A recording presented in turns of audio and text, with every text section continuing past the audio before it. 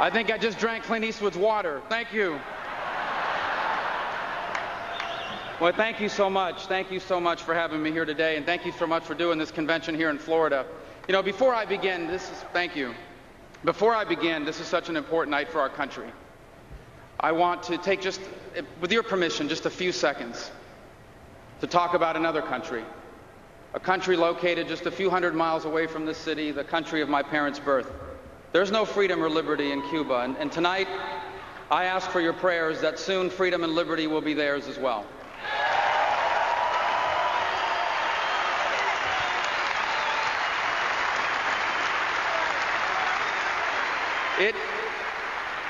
You know, this is a big honor for me. Not so long ago, I was just a deep underdog candidate. The only people that thought I could win all lived in my house. 4 of them were under the age of 10. But this is incredible. When I was asked to introduce Governor Romney, who we'll hear from in just a moment, I promise you he's backstage ready to go. I called a few people and I asked them, what should I say? And they had a lot of different opinions, but the one thing they all said is, don't mess it up. So, I thought the best way to introduce Mitt Romney tonight, the next President of the United States, is to talk about what this election is about.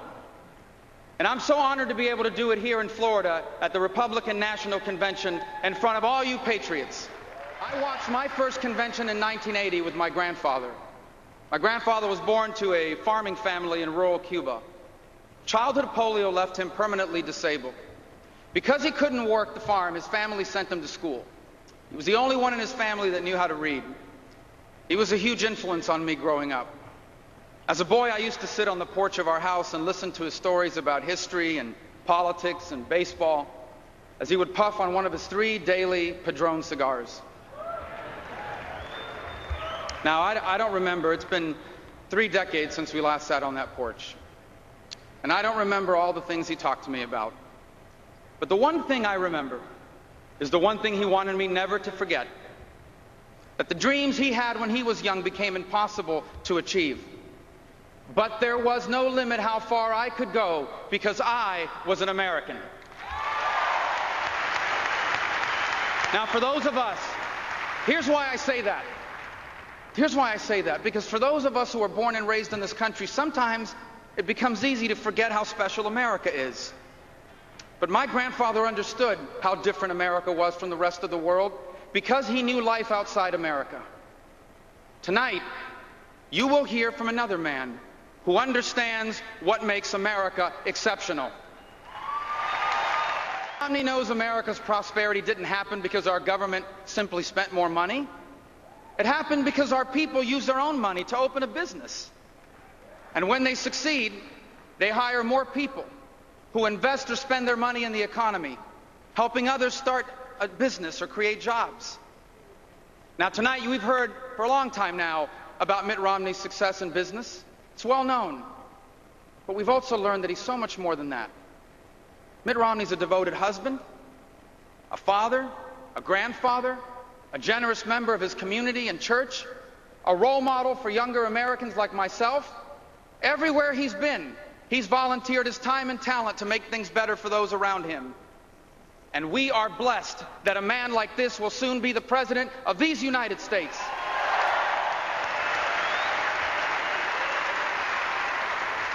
Let me be clear, so no one misunderstands. Our problem with President Obama isn't that he's a bad person. Okay? By all accounts, he too is a good husband and a good father, and thanks to lots of practice, a good golfer. Our problem is not that he's a bad person.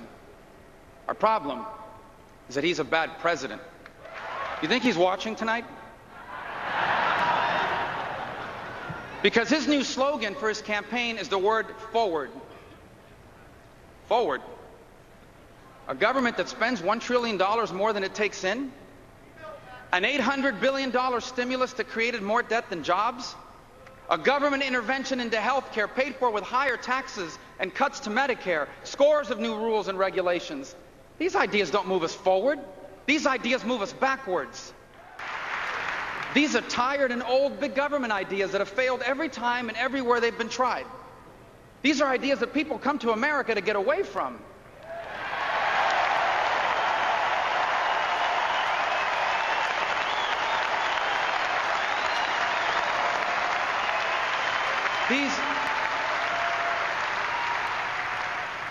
These are ideas that threaten to make America more like the rest of the world instead of helping the rest of the world become more like America.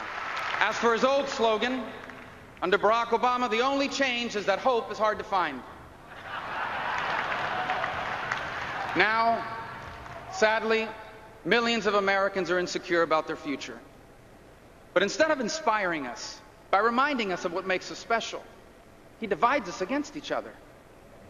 He tells Americans that they're worse off because others are better off, that rich people got rich by making other people poor. Hope and change has become divide and conquer.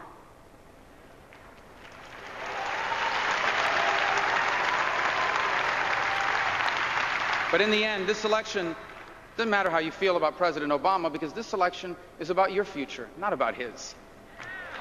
And this election is not simply a choice between a Democrat and a Republican. It's a choice about what kind of country we want America to be. This choice, we should remember what made us special. You see, for most of human history, almost everybody was poor. Power and wealth only belonged to a few. Your rights were whatever your rulers allowed you to have. Your future was determined by your past. If your parents were poor, so would you be. If you were born without opportunities, so are your children. But America was founded on the principle that every person has God-given rights.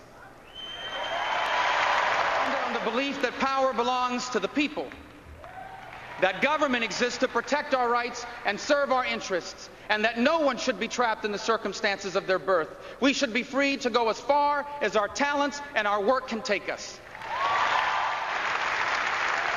And we're special. We're special because we're united not as a common race or a common ethnicity.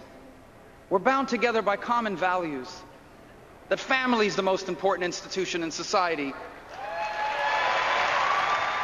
Almighty God is the source of all we have. We're special. We're special because we've never made the mistake of believing that we are so smart that we can rely solely on our leaders or on our government. Our national motto, "In God We Trust," reminding us that faith in our Creator is the most important American value of them all. And we're special. We're special because we've always understood the scriptural admonition that for everyone to whom much is given, from him much will be required. Well, my fellow Americans, we are a uniquely blessed people. And we have honored those blessings with the enduring example of an exceptional America.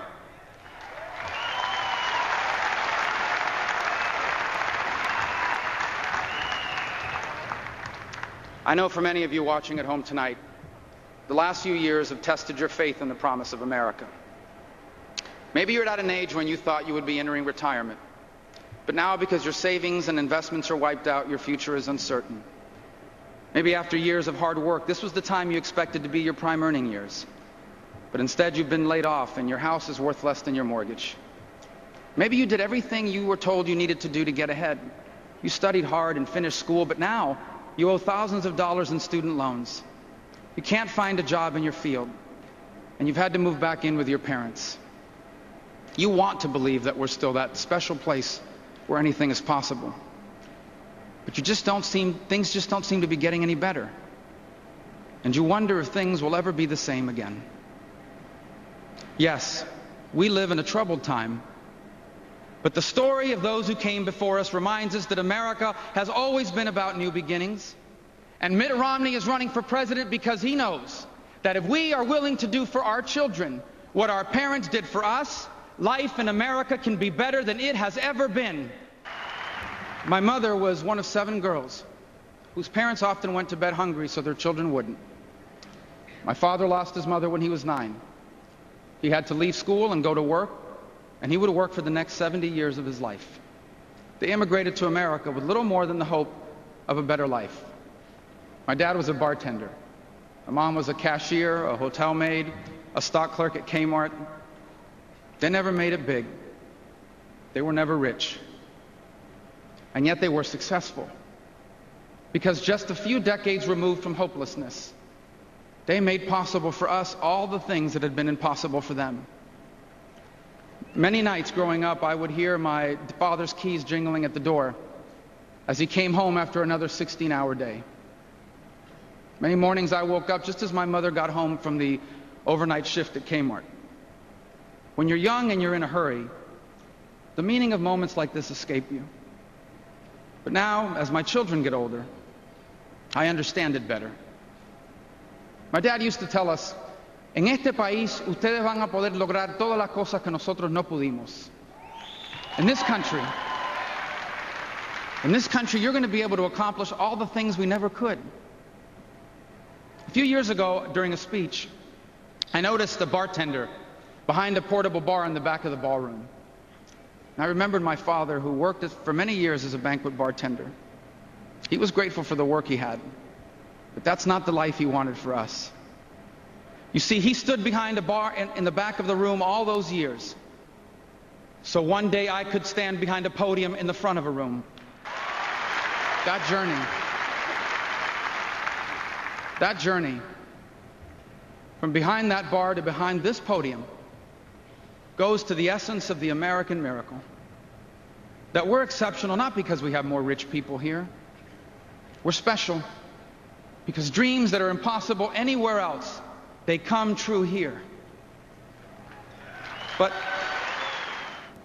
that's your story. That's our story.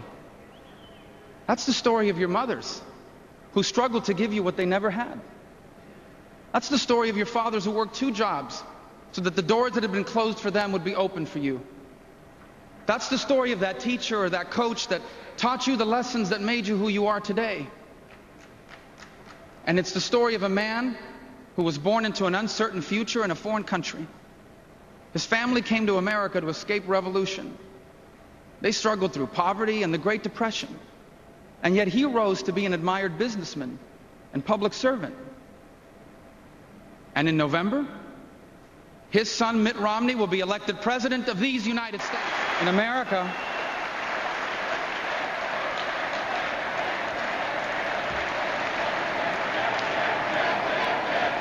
America, we are all just a generation or two removed from someone who made our future the purpose of their lives. America is the story of everyday people who did extraordinary things. A story woven deep into the fabric of our society. Their stories may never be famous, but in the lives they live, you will find the essence of America's greatness. And to make sure that America is still a place where tomorrow is always better than yesterday, that is what our politics should be about. And that is what we are deciding this election. Do we want our children to inherit our hopes and dreams? Or do we want them to inherit our problems?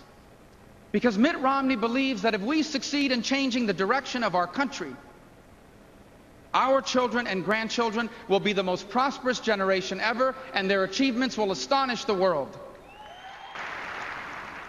The story of our time will be written by Americans who haven't yet even been born.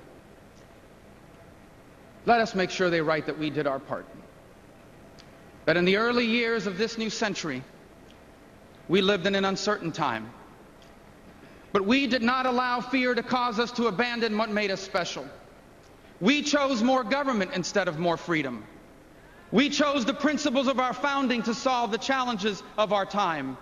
We chose a special man to lead us in a special time. We chose Mitt Romney to lead our nation, and because we did, the American miracle lived on for another generation to inherit. My fellow Republicans, my fellow Americans, I am proud to introduce to you the next President of the United States.